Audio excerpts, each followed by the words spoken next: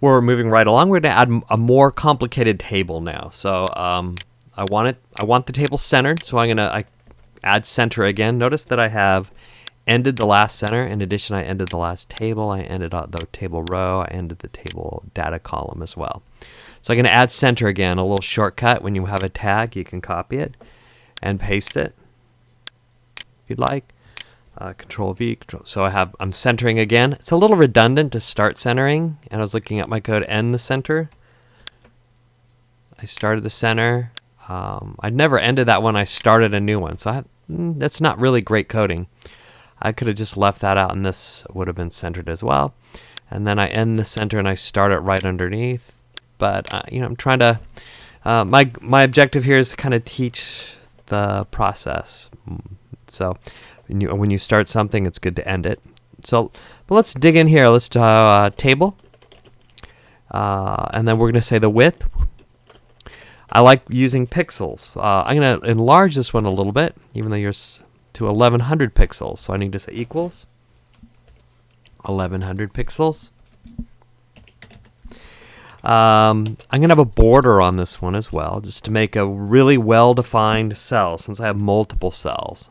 I'm going to start off, and you can change this. You start off with 3. That's a pretty appropriate here.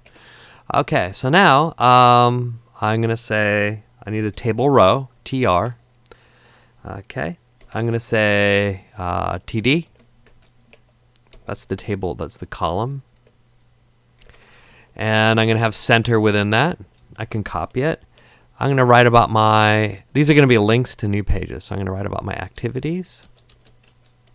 Okay. And now I'm going to end that TD.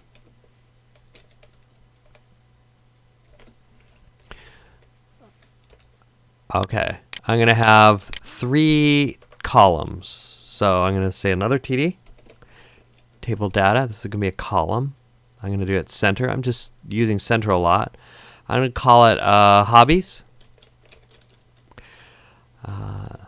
Then I'm going to end that table data. And / TD. And then I'm going to write a new third TD, center it, and sports that I enjoy. And you can be specific. If you like basketball, you're on a basketball team you're enjoying, write about basketball. I'm going to leave it up to you. These are pretty generic. Okay. All right. Now I'm going to end that entire table row. Just having one row. So end the row. And I'm going to end that whole table. And then I'm going to keep my fingers crossed that it worked. I don't have any errors. I often, forget a tag or put an extra tag or something. You can tell by watching these tutorials, I make a lot of typos. So here we go. The table should appear underneath when I click refresh. So go ahead. And there it is. So notice I made the table width 1100. So it's a little longer than here.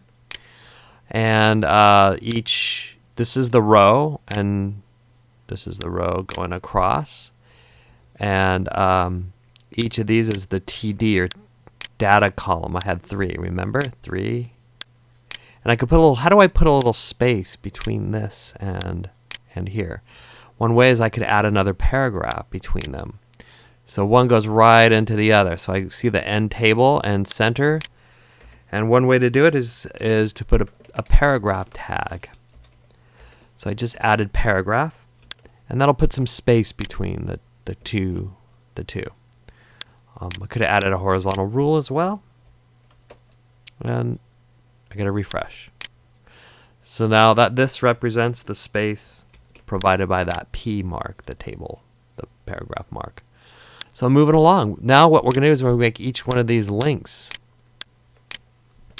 And we're going to do some more customization to the table as well, some cell padding, and we're going to put some background color in there as well. So that'll be in the next tutorial.